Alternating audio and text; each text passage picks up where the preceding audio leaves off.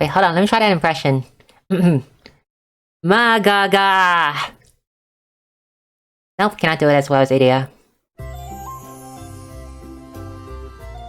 Edea is a magic tank, and yes, she does not look like one, but for some reason she has more defense than Gilderoy, which I do not know why. Edea has two roles to serve. You either use her as a tank like Gilderoy, or use her for Heaven's Gate! The move has a special property to it, as in the number of hits and the power of it is dependent on your boost level. At max boost, Heaven's Gate has 600 power total, distributing over 5 hits, which is the currently strongest potency move right now in EN. The first passive is for a tank role. You can taunt the enemy into attacking you, and then you have a higher chance of obtaining VP from your passive. And then, you can use those VP you got from the passive and utilize it for Heaven's Gate, which the second passive benefit since it boosts the Heaven's Gate damage by 20%. Her tanking is on par with Gilderoy, although they are good at their own separate things though. Gilderoy can paralyze the enemy, while Edea can gain more VP, which in turn can turn that into more Heaven's Gate damage. But Heaven's Gate costs a lot of SP to use, which is Edea's biggest weakness, is that she has a very low SP pool. The lowest one in the game, I think. And even then, Heaven's Gate can only be used at 5 hits at max boost, so you really cannot use Heaven's Gate as a constant shield breaker because Edea has a low SP pool for that, the skill has a high SP cost, and Heaven's Gate only deals 2 hits at a time at base level. And even then, her magic stat is so low that it's not even comparable to other warrior mages like Tiglin or Edea. She has less magic stat than Gilderoy, who doesn't even focus on dealing elemental damage! Oh yeah, and class and role mismatch again. Gosh, why is auto unit recently has all this problem?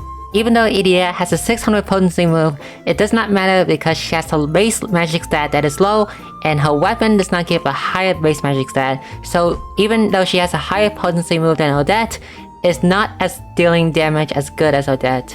You can use her as a tank though, but I'm pretty sure most of you have Gilderoy already. In the land where they got Ruby for various daylight release while we did not in EN, Edea is actually better over there. The only reason Edea still see usage over there is because of Heaven's Gate. The move has become so strong that it's stronger than Odette's strongest nuke. The reason is because of this weapon right here. This is a very min-max weapon, as in the magic stat is very high, but in exchange for that, the physical attack stat is almost close to 0. If you're wondering what other content creators say about how Edea and Tiglin get better down the road, then this is the reason. It's because of this weapon right here. We already know that Edea is a good tank, so let's compare her doing elemental damage. Edea multi-hit is random, but Edea multi-hit is not random. She can deal more damage than Eliza with her Heaven's Gate, but if there are 2 enemy presents and one is weak to light and one is not weak to light, then Heaven's Gate is weaker because the damage might split off and then the damage is not at its full potential. If you go against any boss, however, the strategy is to put Edea in the back line or use her as a tank, depend, but put her in the back line, wait until she has 3 VP, switch her to the front, Heaven's Gate, switch it to the back, and repeat.